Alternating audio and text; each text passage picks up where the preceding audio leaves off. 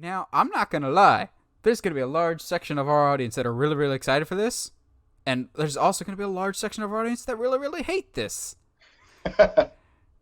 I'm on the side that thinks this is a good idea. And now I just lost half of you.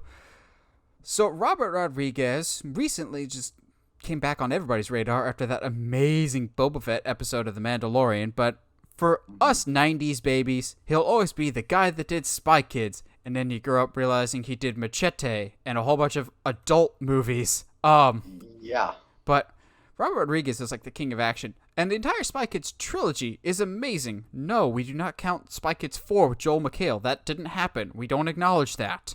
Well, it's getting rebooted, but at least this time it's getting rebooted by the original director, Robert Rodriguez.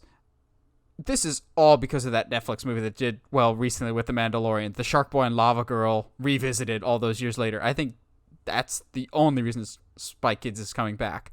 That being said, I'm not mad at it. Spy Kids is a really fun and creative concept, and it was pretty well executed for all three of them. I know the critics didn't particularly love Spy Kids 3, Game Over, but I don't care. I had fun with that one too. I actually think the best one is the second one. Island of Dreams. Excuse me? You think the second one is the best one? Yeah. Okay. Which one do you think is the best? The fourth one with Joel McHale? No, the first one. No, I don't understand. The first one is. I don't understand. The first one is fine, but let's see. The second one, they fight giant creatures from like Jason and the Argonauts versus thumb people. I like Floops Fooglies. I don't understand why this is even a debate. Okay, so yeah, you lost. You had me. Also, the second one has Steve Buscemi saying, "Do you think God sits up in heaven because he's afraid of what he created?" In a kids movie, like, come on, what kind of line is that for a kids movie? To be honest with you, I don't care about the second or the third or the fourth one. I've also forgotten that line. That's a good point. But I watched the first one twice in theaters, and then I convinced my grandmother to buy me a ticket to watch the special edition because, I don't know if you remember this, the first one was such a big hit, they re-released it with a special edition. It was basically a director's cut. Wow, Robert Rodriguez was born to fill George Lucas's shoes. Yes, he was. It was really cool. Yeah, I love the first movie, man. It's iconic, but it's the best one by far. What are you expecting from something like this, though? In this age of remakes, reboots, returns, what have you? Like, what do you want to see as a fan then? I was gonna say what happens to Carmen and Junie's kids, but they already did adult Carmen and Junie in the fourth one. I never saw it, but I know that they're in it. Plus, I don't think Alexa Vega is still in acting. She has kids now. Apparently, I discovered recently, she's married to one of the guys from Big Time Rush, which that's a blast from the past. And Junie's married to Meghan Trainor. I don't think he's still acting. What? He's married to Meghan Trainor? Yep.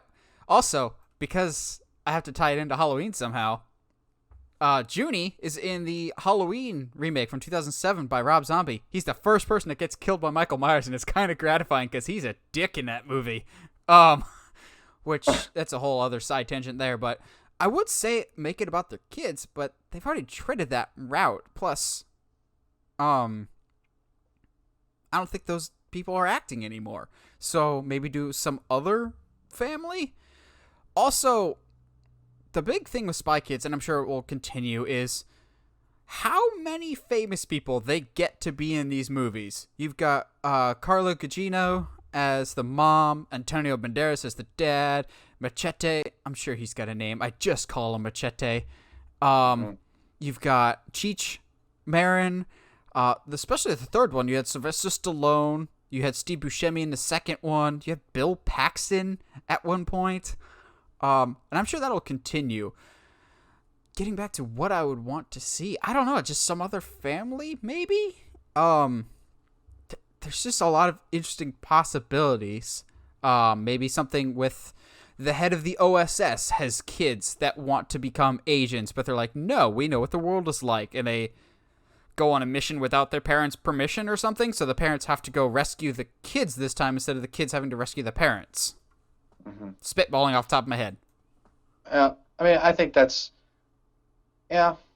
I mean, it depends on what they can bring back. I mean, they all but tried to bring Lizzie McGuire back, so the idea of maybe putting a lot of money on the plate and say, "Hey, are you really sure you're done acting?" Well, that would be a good incentive, I guess. it's also a matter of we have to keep in mind what the story might be, because this movie, while we have grown up with Spy Kids, it's kind of like a Star Wars situation of, because we grew up with it, we want it to now be for us. Spy Kids will never be for adults. That's what other Robert Rodriguez movies are for. This is still supposed to be targeted for children. Like, I know some people are against this because they're just like, no, you'll ruin the original. As much as I love the original, they're not beyond repair. They're not perfect movies. And I know a large grouping of people that really like Shark Boy and Lava Girl, or they like the new one, We Can Be Heroes, because they're just fun for kids. So I think that's something very important to remember here, because so many people, especially with reboots of stuff that they watched as kids, they want it to age up with them. And that's not always the case, nor should it be, because some things that were meant for kids are supposed to stay for kids, and that's fine. Not Mighty Ducks, DuckTales got rebooted. That was still for kids, and that's fine. I don't know. I think this is a good thing, but maybe this time, Robert Rodriguez, I know you like to do the special effects yourself. Maybe hire an outside source to do the special effects for you, so they don't look like they were done on 2005 computers. Yeah, yeah. I don't know, man. Like, is there gonna be a point at which, like, this type of stuff, this nostalgic, binge that we're on, is it gonna start to become predictable? I mean, honestly, like, I say this as a little bit of a jab, but I mean, it's gonna not be long until we have to reboot the first Fast and the Furious movie. Well, that series is wrapping up. I wouldn't be surprised if that's why that's wrapping up. We're probably due for a Shrek reboot at any day now, because that's 20 years old. Oh my gosh! I mean, yeah. I mean, honestly, like, I know it was that constant thing of, like, can we just get a new IP? But then when new IPs come out, there's not as much money made on them, so people are like, oh man, it's like, oh, we want something new, but then we don't pay for it. And then when something is asked to be rebooted, we whine and complain, but then we all go and spend our money on it. So what's the incentive? Is that, why would you spend money and time and resources on trying to develop something new when you actually have something good? I just am questioning what properties they're choosing to reboot or refreshen is all. Well, Is there... here's the thing with reboots, and I'm sure I'm going to get some heat for this. I think we're getting better with how we approach reboots or remakes, because we're getting to that era now that it's not bigwigs and suits are the ones behind reboots and remakes. I mean, they're still involved to a certain extent, but now you've got people that grew up with the originals that want to put their own spin on things. I said it before, I'll say it again. Cobra Kai is a great reboot / continuation. The Force Awakens is a great reboot / continuation. Halloween 2018. We're getting to the point where fans of the originals are the ones being put in charge of remaking it. But also, it could be people that have different voices from the original material, which is awesome. So, we've had some bad remakes, and that will never change.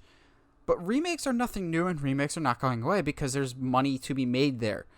And remakes in and of themselves are not bad things. I've said that forever, because some remakes are better than the original. John Carpenter's The Thing is a remake, and it's a masterpiece. It's so good. Ocean's 11 is a remake, and it's better than the original. Sometimes that is, in fact, allowed. And I think remakes are not the scary word that they used to be. You should still go in with caution, but just because something's getting remade or rebooted doesn't mean it's the end of the world. It just means it's the end of the world if Michael Bay's the one producing it. Do you think that there are IPs out there that are immune from this? Not because they're good, Wizard of but Oz. it's just okay. Oh, yeah, it's just There's because there's a couple. fan base, right? Okay. Wizard of Oz. I think Back to the Future is untouchable. Legally, I think it's untouchable. I think Robert Zemeckis made sure that he's like, as long as I'm alive, you cannot reboot Back to the Future. I'm sure there's some others that I'm just not thinking of, but there are some that I feel like are still sacred. But And you don't think they'd ever have a reboot? And I'm talking not bring it back. Maybe I should be more specific. Talking about a re-envisioning of what the original was. Do you think in our lifetime we'd ever see people try to, on a massive scale, try to, I don't know, course correct a Star Wars or Lord of the Rings? I'm not talking about they need it, but do you think those are the untouchable IPs? well, you could still say Force Awakens is basically a reboot of A New Hope, and plenty of people have said that. I don't necessarily fully agree, but Halloween 2018 echoes a lot of the story beats of the 78 classic. I think that's a part of remakes nowadays, is just copy a lot from the original, but change it up a little bit so it doesn't look like I'm copying your homework type of thing.